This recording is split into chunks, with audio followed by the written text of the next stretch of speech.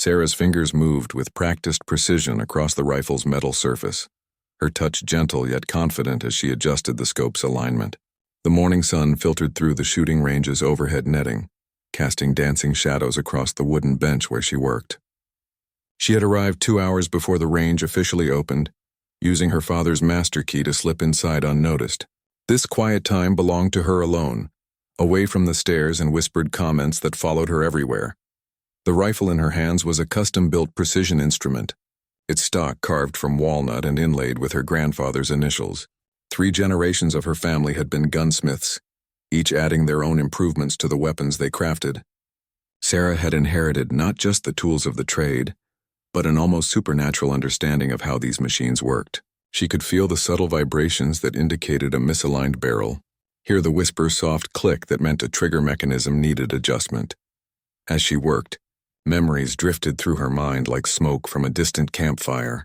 Her grandfather teaching her to hold a rifle when she was barely tall enough to see over the workbench. Her father showing her how to read the wind, how to calculate distance and drop. Her mother, before the accident, cheering from the sidelines at junior competitions. Those days felt like they belonged to someone else now.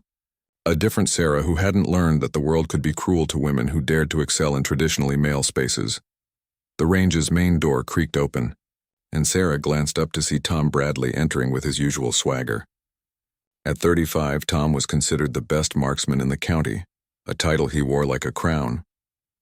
His blonde hair was perfectly styled despite the early hour, and his expensive shooting jacket bore patches from competitions across 3 states. Behind him followed his usual entourage of admirers and wannabes, all eager to bask in his reflected glory. Sarah quickly lowered her gaze and continued her work, hoping to remain invisible. She had learned that drawing Tom's attention was never a good thing. He had a talent for making her feel small and unwelcome, always with a smile that never reached his eyes. The other shooters at the range treated her with polite indifference at best, but Tom seemed to take personal offense at her presence. Well, Tom's voice carried across the range, smooth and mocking. Look what we have here, boys. The little gunsmith thinks she can play with the big kids. Sarah's hand stilled on the rifle, her jaw tightening. She had heard variations of this comment hundreds of times, but it never got easier to ignore. The group of men behind Tom chuckled on cue, like a pack of hyenas following their alpha. She recognized most of them local businessmen and retired military who came to the range more for the social aspect than serious practice. That's a pretty piece you're working on there, sweetheart, Tom continued, moving closer to her bench. Your daddy let you play with his toys again? The condescension in his voice made Sarah's stomach clench, but she kept her expression neutral. She had learned early that showing emotion only encouraged him. Instead, she made a final adjustment to the scope and set the rifle aside, beginning to pack up her tools with deliberate slowness. "Aw, don't leave on our account," one of Tom's friends called out. "We were just getting started." Sarah stood and faced them, her small frame dwarfed by their bulk but her spine straight and proud. At 24, she had her mother's delicate features and her father's steady hands, but there was steel in her green eyes that most people missed. "I was finished anyway," she said quietly, her voice carrying just enough edge to let them know she wasn't intimidated. Tom stepped closer, invading her personal space in a way that made her skin crawl. "You know, Sarah, I've been thinking, you spend all this time tuning rifles and cleaning guns, but I've never actually seen you shoot. Makes a man wonder if you're all talk and no action." The challenge hung in the air like gun smoke, heavy and acrid. Sarah felt every eye in the place turn toward her, waiting to see how she would respond. This was the moment she had been dreading and anticipating in equal measure.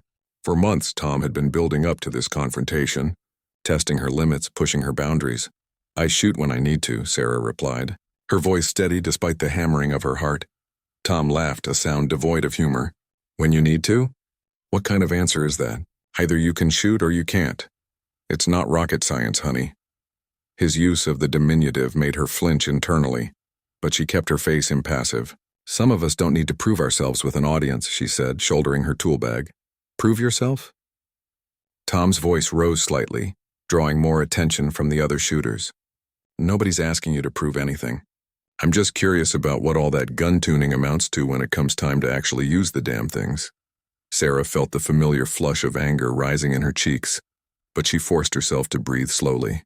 This was what he wanted her to lose her temper, to give him an excuse to humiliate her further. She had seen him do it to others, always with that same smug expression, always surrounded by his loyal followers. Maybe another time, she said, moving toward the exit. But Tom wasn't finished. You know what I think? He called after her. I think you're scared. I think all that technical knowledge is just a way to hide the fact that you can't actually hit the broadside of a barn. Sarah stopped walking, her hand tightening on the strap of her bag. The range had gone completely quiet now, even the usual background noise of distant traffic seeming to fade away. She could feel the weight of expectation pressing down on her like a physical force. Slowly, she turned back to face Tom, and for the first time that morning, she allowed a small smile to play at the corners of her mouth. It was the expression her grandfather would have recognized, the same one he wore when someone made the mistake of underestimating him. You really want to see me shoot? She asked, her voice soft and dangerous. Tom's grin widened, sensing victory. I thought you'd never ask. Sarah walked back to her bench with measured steps, each footfall echoing in the sudden silence that had fallen over the shooting range. The weight of every gaze followed her movement, and she could hear the subtle shift as other shooters stopped their own activities to watch the unfolding drama. Word was already spreading through the facility that something significant was about to happen. Tom positioned himself at the center of his group, arms crossed over his chest, that infuriating smirk still plastered across his face. Tell you what, Sarah, he said, his voice carrying the false generosity of someone who believed they held all the cards. I'll even let you pick the target. Wouldn't want anyone saying I didn't give you every advantage. She ignored him for the moment, focusing instead on the rifle she had been adjusting. Her hands moved with the same careful precision as before, but now there was a different quality to her movements. Where before she had worked with the quiet concentration of a craftsperson, now she handled the weapon with the fluid grace of someone born to it. The rifle was indeed a work of art, its every component carefully selected and tuned for maximum accuracy. The barrel had been hand-lapped to perfection, the trigger mechanism adjusted to break cleanly at exactly 2 pounds of pressure. The scope was a high-end German model that cost more than most people's cars, its lenses so clear they seemed to bend reality itself.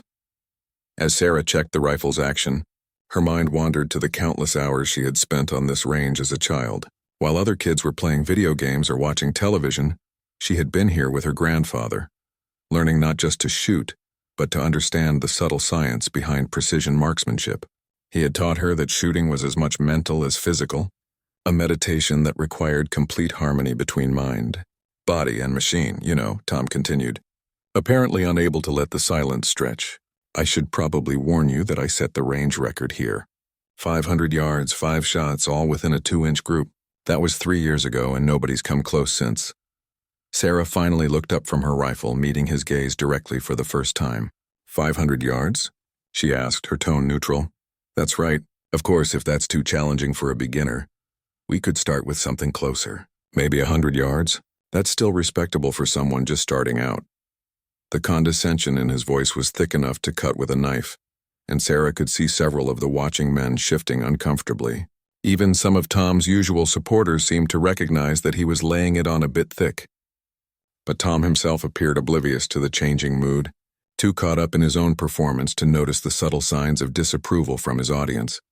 Sarah shouldered the rifle and walked toward the firing line, her boots making soft sounds on the concrete floor. The range stretched out before her, marked at regular intervals with distance markers. At 500 yards, the targets looked impossibly small, barely visible to the naked eye. It was a distance that challenged even experienced marksmen, requiring not just skill but an intimate understanding of ballistics, wind patterns, and atmospheric conditions. Actually, Sarah said, her voice carrying clearly in the still air, 500 yards sounds perfect. Tom's smirk faltered slightly, but he quickly recovered. 500 it is then. Standard bullseye target. 5 shots, best group wins. Simple enough even for a beginner to understand.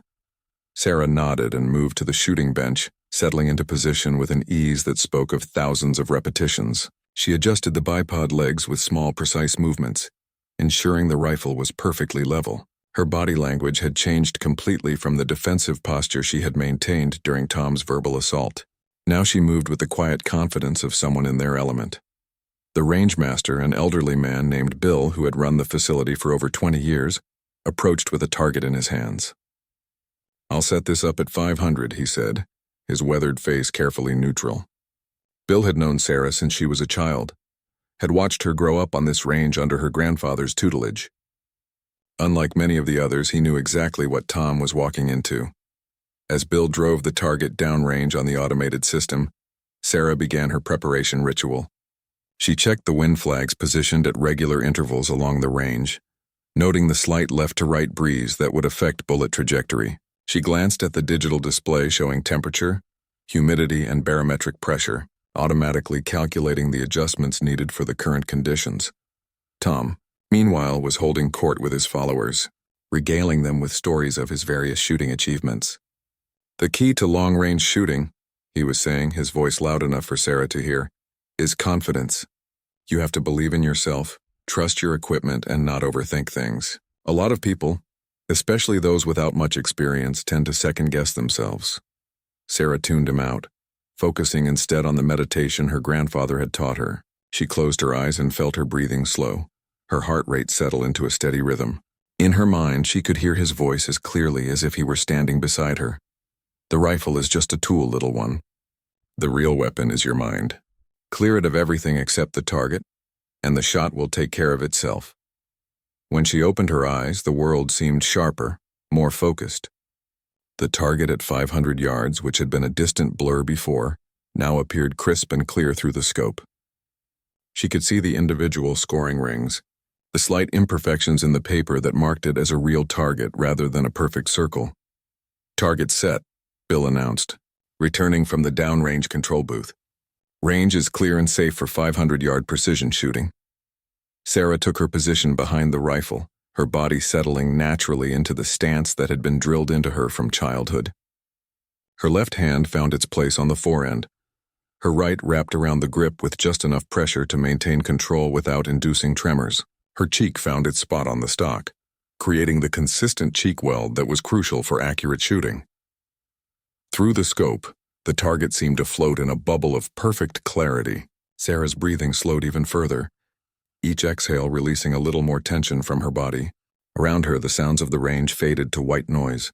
Tom's voice, the whispered conversations of the watching crowd, even the distant hum of the ventilation system all disappeared, leaving only the sound of her own heartbeat and the whisper of air moving in and out of her lungs. "Whenever you're ready," Tom called out, his voice seeming to come from very far away. "No pressure, but we don't have all day." Sarah's finger found the trigger, applying just enough pressure to take up the slack. The crosshairs centered on the target, and she began the final phase of her shot process, waiting for that perfect moment when everything aligned, breathing, heartbeat, sight picture, and mental focus all converging into a single point of absolute stillness. The first shot broke like glass, shattering in absolute silence. The rifle's recoil was gentle, controlled, absorbed by Sarah's body without disturbing her position. The sound echoed through the range, sharp and definitive, followed by the metallic ping of the target frame 500 yards downrange.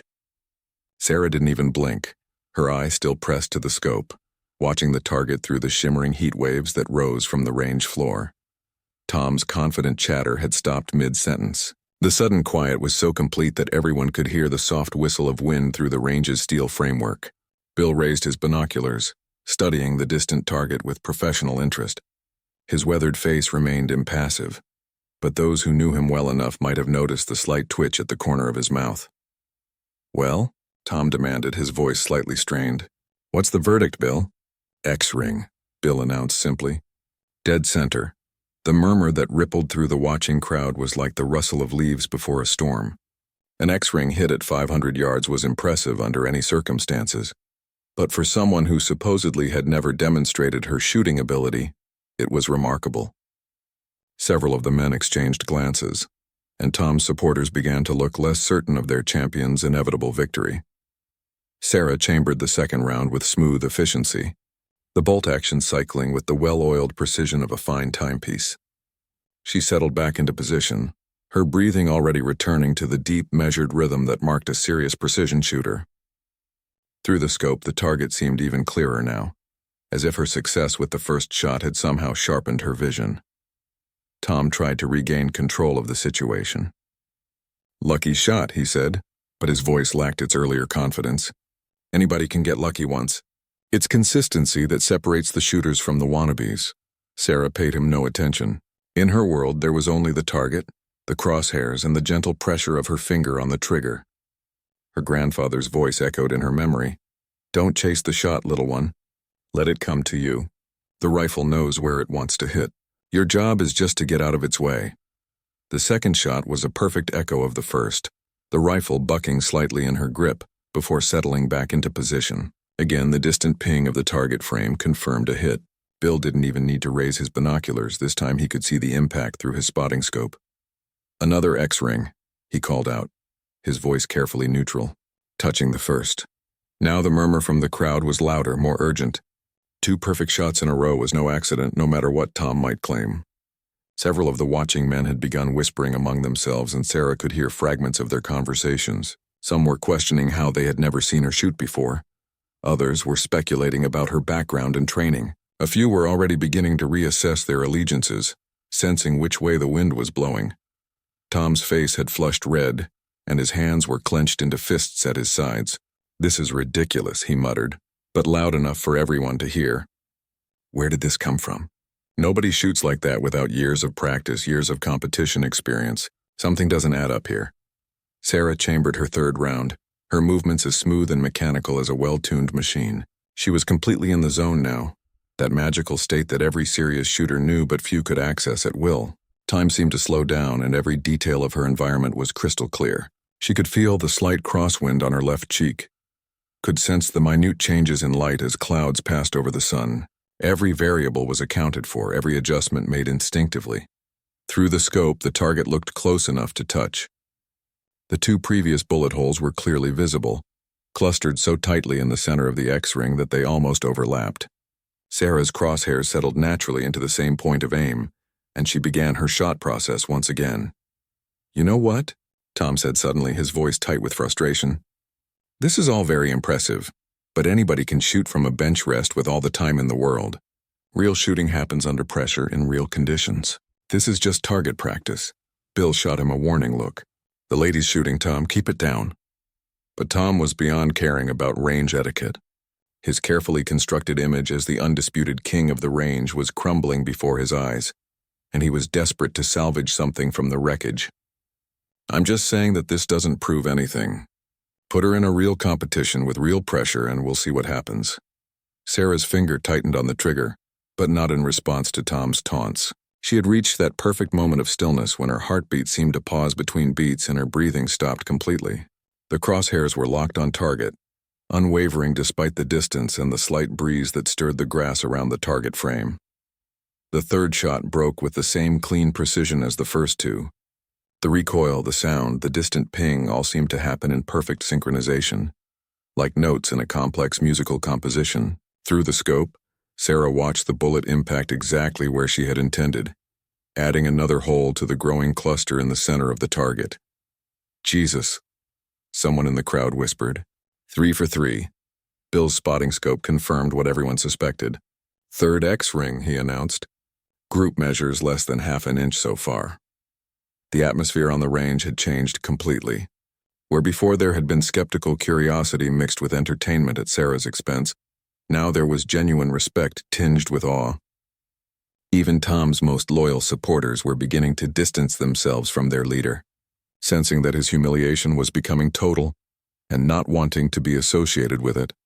Sarah chambered her 4th round, her movements still smooth and controlled despite the growing tension around her. She could feel the weight of expectation pressing down on her, but it was a familiar sensation. She had learned long ago to use pressure as fuel rather than letting it become a burden.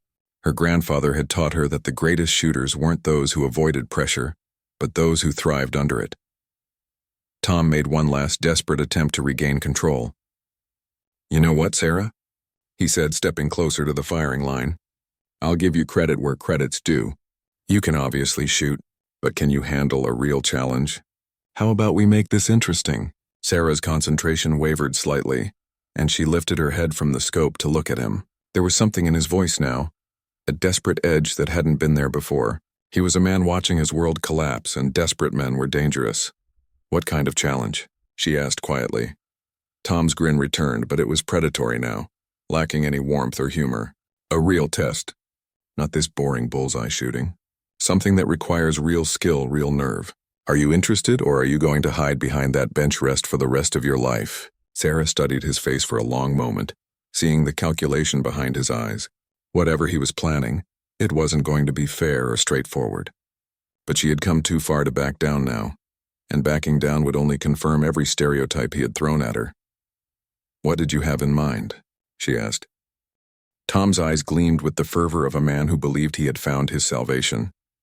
He gestured broadly toward the far end of the range, where a collection of reactive targets sat unused in the equipment shed.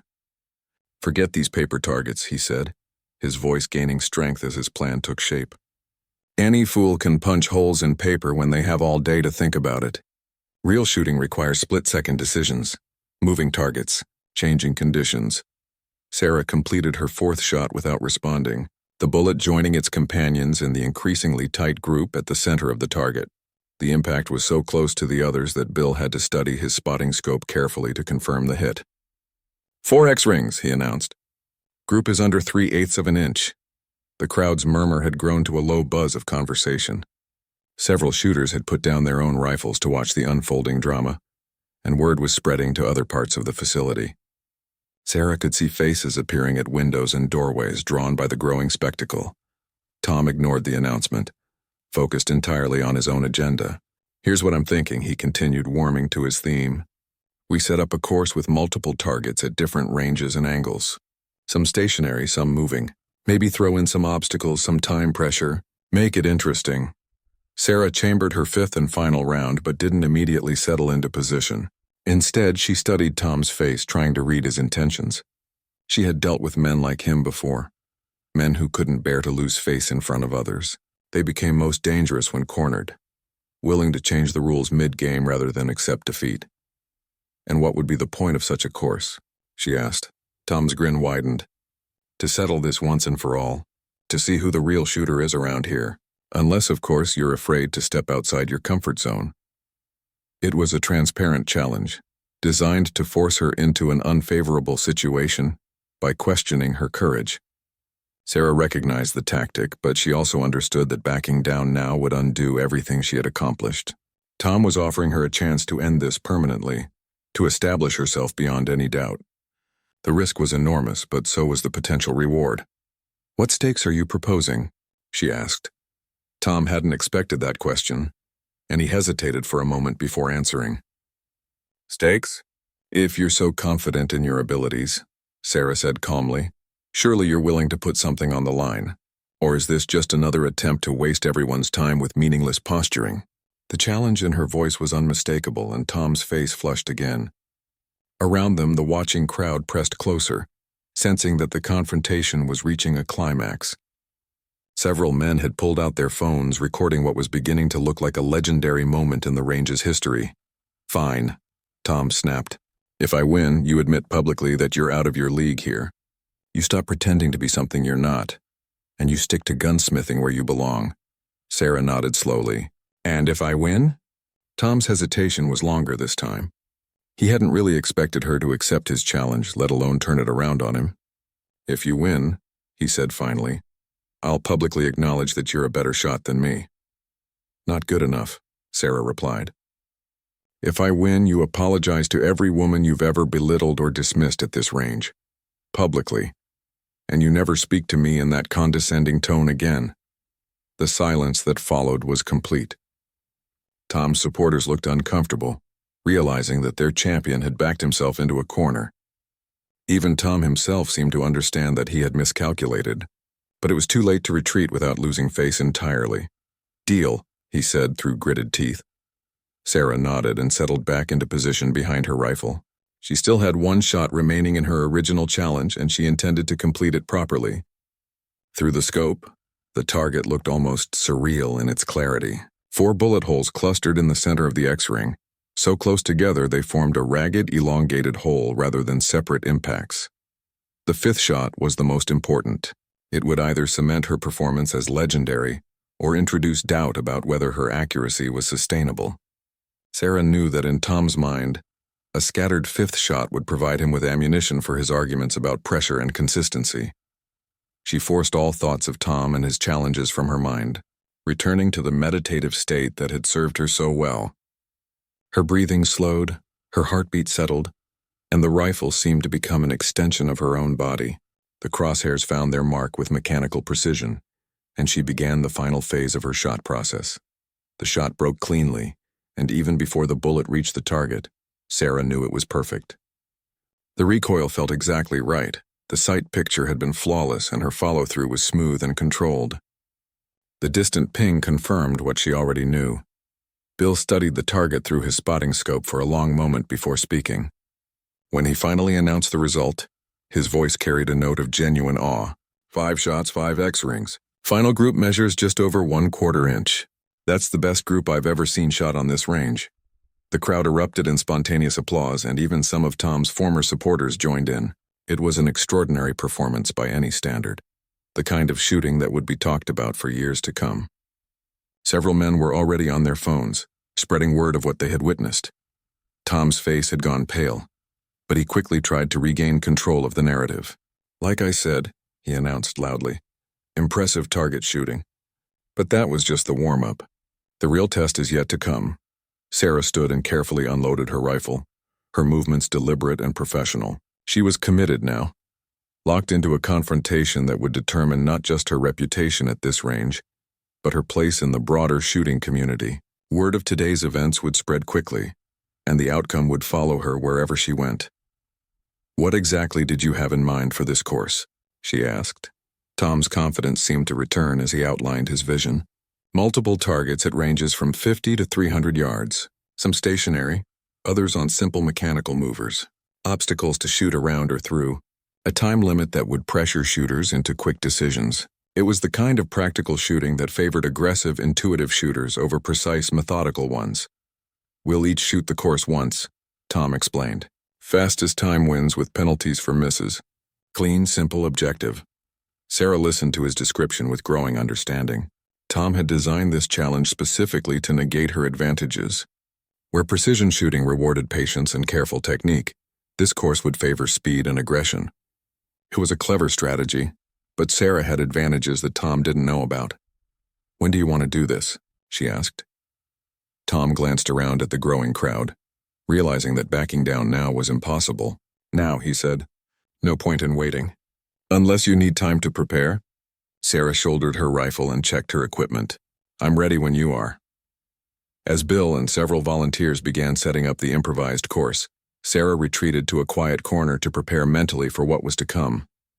This would be different from the methodical precision shooting she had just demonstrated. It would require adaptability, quick decision-making, and the ability to perform under intense pressure.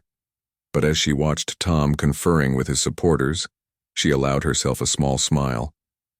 He had made the classic mistake of assuming that because she excelled at one type of shooting, she was limited to that style. He was about to learn that her grandfather's training had been far more comprehensive than anyone realized. The improvised course took shape quickly under Bill's experienced direction. Steel targets of various sizes were positioned at distances ranging from 50 to 300 yards, some partially hidden behind barrels and wooden barriers. A mechanical rabbit target was set to run along a wire at the 100-yard line, while spinning targets at different ranges added another layer of complexity. The final challenge was a series of small steel plates hung at 200 yards, each no larger than a dinner plate and positioned to require precise shot placement. Tom supervised the setup with obvious satisfaction, pointing out specific elements he wanted included. "Make sure that barrier at 150 is high enough," he called to one of the volunteers. "Shooters should have to take a kneeling position or find a different angle, and those plates need to be regulation size, not some oversized training targets." Sarah watched the preparations with detached interest, her mind automatically calculating angles, distances, and the most efficient sequence for engaging the targets. This type of shooting was indeed different from the methodical precision work she had just demonstrated, but it wasn't foreign to her. Her grandfather had been a practical man who believed that a shooter needed to be adaptable to any situation. "You remember what I taught you about hunting?" His voice echoed in her memory. "The deer doesn't wait for you to set up your perfect shot. Sometimes you have to take what the moment gives you and make it work." As the course neared completion, a larger crowd had gathered, Word had spread throughout the facility and even beyond, with several people arriving specifically to witness what was being billed as an epic showdown. Sarah recognized faces from other local shooting clubs, as well as some of the area's competitive shooters who had driven over as soon as they heard about the challenge. Tom basked in the attention, moving through the crowd like a politician at a rally. He shook hands, accepted encouragement, and made sure everyone understood the significance of what was about to happen. "This is about more than just shooting," he told anyone who would listen. "This is about proving that experience and dedication matter more than beginner's luck." Sarah remained apart from the crowd, checking her equipment one final time. Her rifle was perfectly suited for this type of shooting, with a slightly wider field of view through the scope and a faster target acquisition capability than the ultra-precise setup she had used for the long-range work. She had 3 magazines loaded with 20 rounds each, more than enough for the course requirements. Bill approached her with a clipboard and a stopwatch. "The rules are simple," he explained. "You'll start at the firing line on my signal. There are 12 targets total, and you need to hit at least 10 to avoid time penalties. Miss more than 2 and you're automatically disqualified. Fastest clean time wins." Sarah nodded, already visualizing her path through the course. The key would be efficient movement and target prioritization. Some targets would be easier to hit from certain positions, and the mechanical elements meant that timing would be crucial. "Oh, and one more thing," Bill added, his voice lower so the crowd couldn't hear. "Tom's been practicing this exact setup for 3 weeks.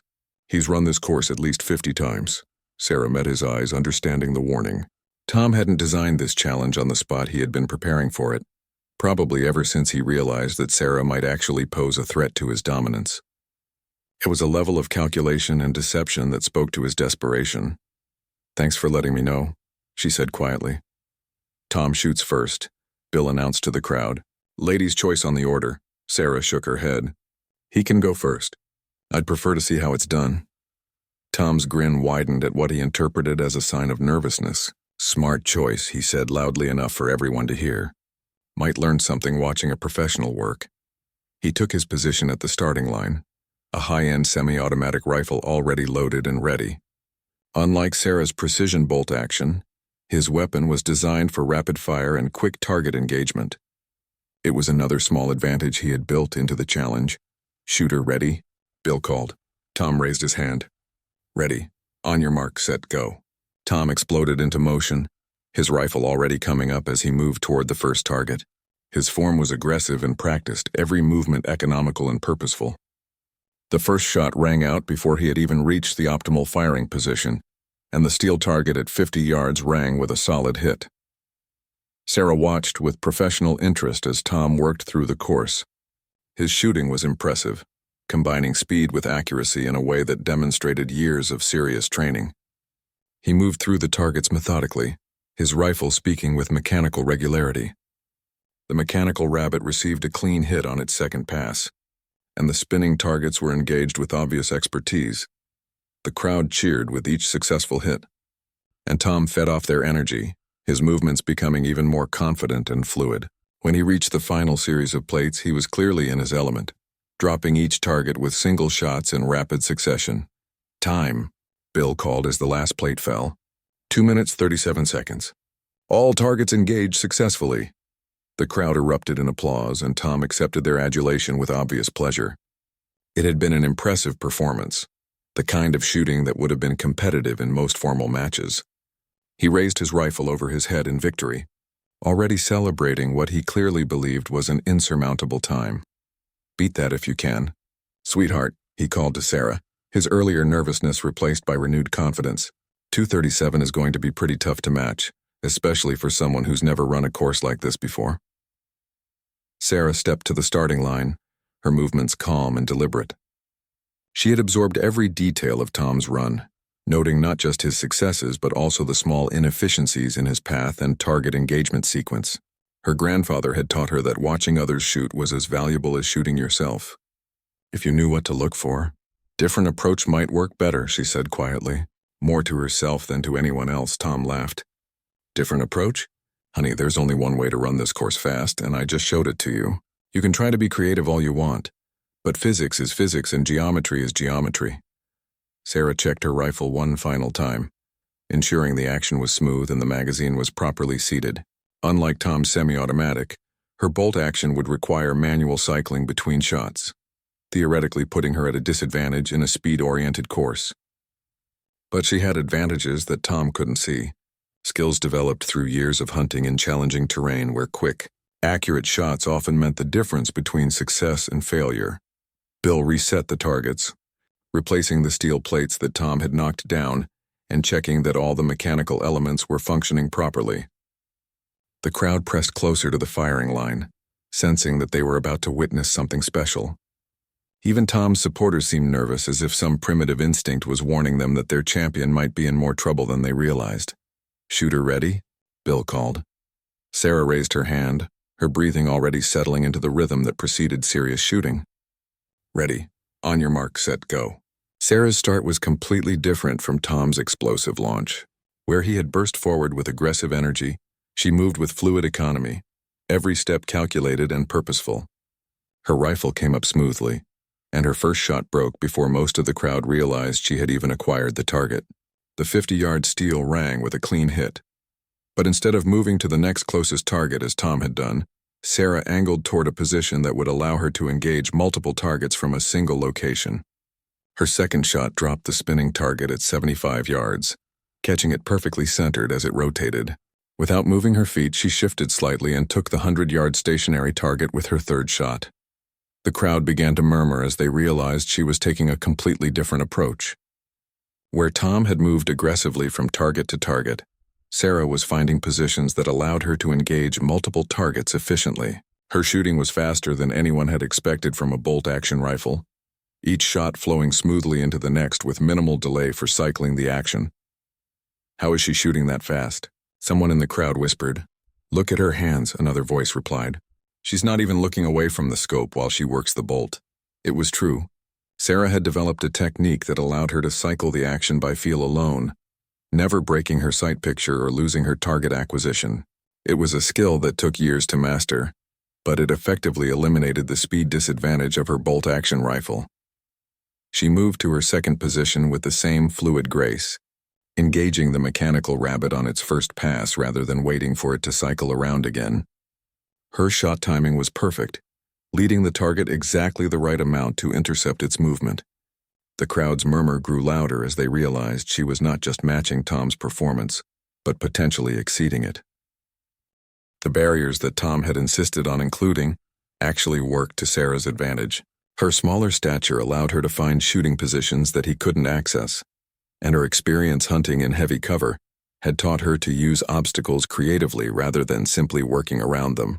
At the 200-yard line, Sarah faced the series of plates that had concluded Tom's run. But instead of engaging them sequentially as he had done, she found an angle that allowed her to sweep across them in a smooth arc, dropping each plate with mechanical precision. Her bolt worked like a metronome, each cycle smooth and identical to the last. "Time," Bill called as the final plate fell. The silence that followed was complete and profound. Bill stared at his stopwatch as if it had malfunctioned, checking it twice before looking up at the crowd with an expression of disbelief. 2 minutes, 8 seconds, he announced. All targets engaged successfully. The crowd exploded in a mixture of cheers and stunned exclamations. Sarah had not just beaten Tom's time, she had crushed it by nearly 30 seconds. Several people were checking their own watches, unable to believe what they had witnessed. Tom stood frozen, his face cycling through a series of expressions as he processed what had just happened. Disbelief gave way to anger, then to something approaching panic as he realized the full implications of his defeat. This wasn't just a loss, it was a complete demolition of his reputation and status. "That's impossible," he said, his voice tight with barely controlled emotion. "Nobody shoots a bolt action that fast. There has to be some kind of mistake." Bill held up his stopwatch. "No mistake, Tom. I've been timing shooters for 20 years, and I've never seen anything like that." Sarah unloaded her rifle and set it aside, her demeanor as calm as if she had just finished a routine practice session. The adrenaline was there, but controlled and channeled rather than overwhelming. She had learned long ago to manage the emotional highs and lows that came with competitive shooting. "Good match," she said to Tom, extending her hand. Tom stared at her outstretched hand as if it were a venomous snake. Around them, the crowd was buzzing with excited conversation. already turning the afternoon's events into legend. Cell phone videos were being uploaded to social media, and Sarah knew that word of this confrontation would spread far beyond the local shooting community. The handshake Tom had to choose whether to accept defeat gracefully or continue down the path of denial and anger that would only make his humiliation worse. Tom stared at Sarah's extended hand for what felt like an eternity, his face cycling through emotions like a broken traffic light. The crowd around them had grown quiet, sensing that this moment would define not just the immediate confrontation, but the future dynamics of their entire shooting community. Everyone present understood that they were witnessing a pivotal moment, one that would be retold and analyzed for years to come. Finally, Tom's hand moved towards Sarah's, but instead of accepting the handshake, he knocked her hand away with a sharp gesture. "This is bullshit," he snarled, his voice carrying clearly across the suddenly silent range. Nobody goes from never shooting publicly to performing like that without some kind of setup. This whole thing stinks. The accusation hung in the air like smoke from a misfired cartridge, acrid and poisonous. Several men in the crowd shifted uncomfortably, recognizing that Tom was crossing a line from which there might be no return. Bill stepped forward, his weathered face showing clear disapproval. "That's enough, Tom," Bill said firmly. "You issued the challenge, you set the rules, and you lost fair and square. Don't make this worse than it already is." But Tom was beyond reason now, his carefully constructed world crumbling around him. For years he had been the undisputed king of this particular hill, and the thought of being dethroned by someone he had dismissed as irrelevant was more than his ego could bear. "She had to have been practicing this course," he continued, his voice rising.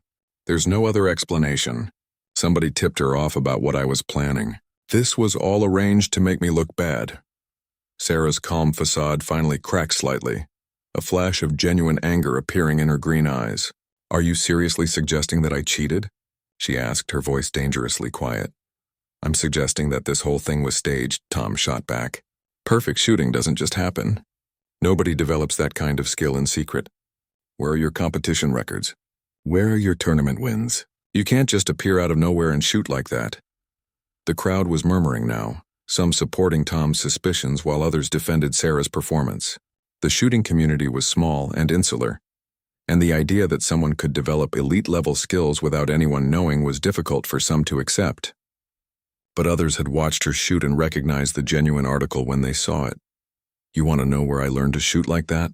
Sarah asked, her voice carrying a new edge that made several people step back involuntarily. "You want to know where my tournament records are?"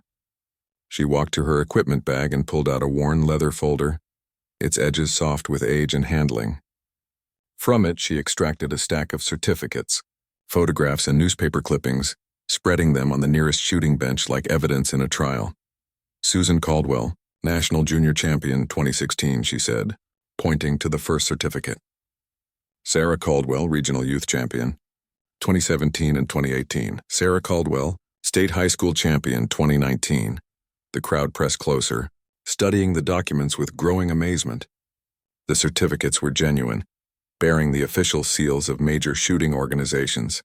The newspaper clipping showed a younger Sarah holding trophies and medals, her face beaming with the joy of victory.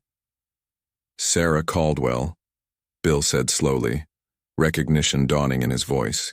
"Susie Caldwell's daughter. I should have recognized the name." Several of the older shooters in the crowd were nodding now, memories clicking into place. Susan Caldwell had been a legend in the competitive shooting world, a woman who had dominated multiple disciplines before retiring suddenly to raise her family. Her daughter's early success had been widely reported in shooting publications before she too had disappeared from the competitive scene. "Why did you stop competing?" one of the men asked. Sarah's expression grew distant and she touched one of the newspaper clippings gently. "My mother was killed in a car accident when I was 18, she said quietly. "A drunk driver hit her head-on while she was driving home from one of my matches. I couldn't bear to compete anymore after that. Every tournament reminded me of what I'd lost. The silence that followed was profound and respectful. Even Tom seemed momentarily subdued by the revelation, his anger replaced by uncomfortable awareness that he had stumbled into territory far more complex than he had realized. "I focused on the technical side after that," Sarah continued. "Gunsmithing, ballistics, equipment development. I still shot regularly, but only for my own satisfaction. I thought I had put the competitive side behind me permanently. She gathered the certificates and clippings, returning them to their folder with care. But then people like you kept telling me I didn't belong here, that I wasn't a real shooter, that I was just playing with guns I didn't understand. Eventually, that gets old. Tom's face had gone pale, but his stubborn pride prevented him from backing down completely. So you decided to embarrass me in front of everyone?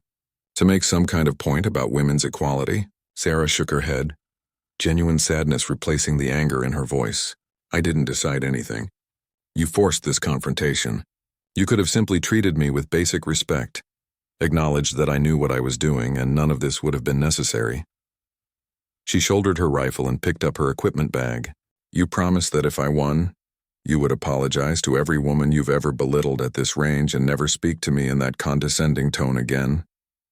The choice is yours whether to honor that promise or continue down this path. Tom looked around at the faces surrounding him, seeing disappointment and disapproval, even among his former supporters. Some were already turning away, unwilling to be associated with his behavior. Others were watching him with the kind of expectant silence that demanded a response. This isn't over, he said finally, but his voice lacked conviction. Yes, it is, Sarah replied simply. The only question now is whether you're going to behave like a man or continue acting like a child who's had his toys taken away. She started walking toward the exit, her boots echoing in the still air. Behind her, the crowd began to disperse, breaking into small groups to discuss what they had witnessed. Tom stood alone near the firing line, his rifle hanging forgotten in his hands, his empire of respect and admiration crumbling around him. Bill approached him with something resembling sympathy. You know, Tom, it's not too late to make this right. She's giving you a chance to salvage some dignity here. Tom looked at the older man with hollow eyes. How am I supposed to show my face around here after this? Same way you did before, Bill replied. By being a decent human being instead of a bully. Today didn't have to happen, but now that it has, you can choose how it ends. As Sarah reached the parking lot, she could hear her name being called from multiple directions. Several shooters wanted to talk to her, to congratulate her, to ask about her background and training. For the first time in years, she felt truly welcomed in a shooting environment. But even as she accepted their praise and answered their questions, part of her mind was already thinking about what came next. Word of today's events would spread quickly through the shooting community, and with it would come attention she wasn't sure she wanted. The quiet anonymity she had cultivated was gone forever, replaced by a reputation that would follow her wherever she went. The question now was what she would do with that reputation, and whether she was ready to step back into a world she had fled from 6 years ago. 3 months after the confrontation that had changed everything, Sarah stood in the doorway of her expanded workshop, surveying the transformation that success had brought to her life. What had once been a small operation in the back corner of her father's gun shop had grown into a legitimate business with its own building, modern equipment, and a waiting list of customers that stretched for months.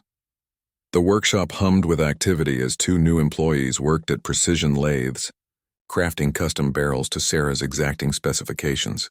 Orders had poured in from across the country after word of her shooting demonstration had spread through online forums and social media. Professional competitors, serious hunters, and recreational shooters all wanted rifles tuned by the woman who had made Tom Bradley look like an amateur. Sarah moved between the workbenches with quiet confidence, checking progress on various projects and offering technical guidance when needed. Her reputation had evolved beyond just shooting ability to encompass a deep understanding of precision rifle systems that few in the industry could match. Major manufacturers were sending prototypes for her evaluation, and several gun writers had featured her work in their publications. The bell above the front door chimed, and Sarah looked up to see a familiar figure entering the shop. Tom Bradley stood in the doorway, his appearance dramatically changed from the confident man who had challenged her months earlier. He was thinner, his clothes rumpled, and there was a haunted quality to his eyes that spoke of sleepless nights and wounded pride. Sarah's employees tensed slightly, recognizing him from the stories that had become legend around the local shooting community, but Sarah gestured for them to continue their work and walk toward the front counter with measured steps. Tom, she said simply, her voice neutral. Sarah. He shifted uncomfortably, his hands fidgeting with a baseball cap that had seen better days. I was wondering if I could talk to you for a few minutes. She studied his face, seeing none of the arrogance and hostility that had defined their previous encounters. Instead, she saw something approaching humility, mixed with what might have been genuine remorse. "What about?" Tom glanced around the bustling workshop, taking in the obvious signs of success and prosperity. "I heard about your business taking off. Congratulations, you've earned it." "Thank you," Sarah replied, waiting for him to get to the point of his visit. "I also heard that you turned down the invitation to the national championships." He continued, 3 different sponsors offering to cover all your expenses and you said no. People are wondering why." Sarah moved behind the counter, creating a physical barrier between them while she considered her response. The invitation had indeed come, along with several lucrative sponsorship offers from equipment manufacturers eager to associate their brands with her dramatic rise to prominence. It had been exactly the kind of opportunity she had dreamed of as a teenage competitor, before tragedy had derailed her ambitions. "I have a business to run," she said finally. "Obligations to customers who are depending on me." Tom nodded, but his expression suggested he wasn't entirely convinced by her explanation. "Is that the only reason?" The question hung between them, loaded with implications that Sarah wasn't sure she was ready to address. The truth was more complex than simple business obligations. Returning to competitive shooting would mean stepping fully back into a world she had left behind, embracing an identity she had spent years trying to escape. "Why are you here, Tom?" she asked, deflecting his question with one of her own. He took a deep breath as if steeling himself for what came next. "I came to apologize. Properly this time. Not because I lost a bet or because people are pressuring me, but because I finally understand what I put you through." Sarah raised an eyebrow, surprised by the apparent sincerity in his voice. "What changed your mind?" Tom's laugh was bitter and self-deprecating. "Getting a taste of my own medicine, I suppose. After what happened at the range, I became something of a pariah. People who used to respect my opinion suddenly questioned everything I said. Friends stopped inviting me to shoots. Even my sponsors started distancing themselves." He paused, struggling with the admission. "I finally understood what it felt like to be dismissed and belittled by people who should have known better. It's not a pleasant experience." Sarah felt an unexpected pang of sympathy for the man who had made her life miserable for so long. She had never intended for his downfall to be so complete, had simply wanted to be left alone to pursue her interests in peace. "I'm sorry it went that far," she said quietly. Tom shook his head. "Don't apologize for my problems. I created them myself through years of being an ass to people who didn't deserve it. You just held up a mirror and made me see what I had become." He reached into his jacket and pulled out an envelope, placing it on the counter between them. "I wrote letters to every woman I could remember treating badly at the range. This is the last one addressed to you. I wanted to deliver it personally." Sarah stared at the envelope without touching it. "What does it say?" "That I'm sorry for trying to make you feel unwelcome in a place where you had every right to be. That I'm sorry for questioning your abilities and treating you like an intruder. And that I'm sorry it took public humiliation for me to recognize what everyone else could see, that you're one of the finest shooters any of us have ever encountered." The workshop had grown quiet, her employees pretending to focus on their work, while obviously listening to the conversation. Sarah picked up the envelope and tucked it into her apron pocket without opening it. "Thank you," she said. "That means more than you probably realize." Tom nodded and turned to leave, then paused at the door. "For what it's worth, I think you should reconsider the championship invitation. The shooting world is better when its best competitors actually compete." After he left, Sarah stood at the counter for several minutes, processing the unexpected encounter. Around her, the sounds of the workshop gradually returned to normal, as her employees resumed their conversations and machinery hummed back to life. That evening, after closing the shop, Sarah sat in her apartment reading Tom's letter. It was longer and more detailed than she had expected, filled with specific incidents and genuine expressions of regret. But it was the final paragraph that stopped her cold. "I know I have no right to offer advice after everything I've done, but I've been thinking about what your mother would want for you. From everything I've heard about Susan Caldwell, she was a competitor who loved the sport and wanted to see it grow and evolve. I think she would want you to take your rightful place among the elite shooters of your generation. Not hide your talents in a workshop where only a few people will ever appreciate them." Sarah set the letter aside and walked to the window, looking out at the lights of the city beyond.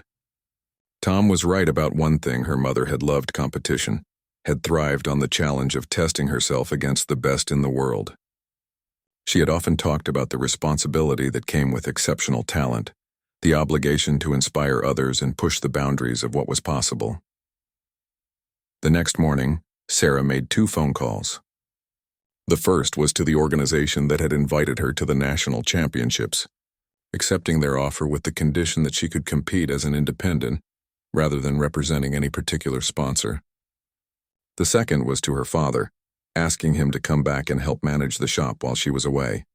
6 weeks later, Sarah stood on the firing line at the National Precision Rifle Championships, surrounded by the best shooters in the country. Many of them had heard the stories about her confrontation with Tom Bradley, but stories were different from reality. Today would determine whether her reputation was justified or simply the product of exaggerated rumors. As she settled into position for her first relay, Sarah felt a familiar calm descending over her. This was where she belonged, where her mother's legacy lived on through her hands and her heartbeat. The targets in the distance looked sharp and clear through her scope, and for the first time in years she felt truly complete. The shot broke cleanly, and even before the spotter called the result, Sarah knew she was home.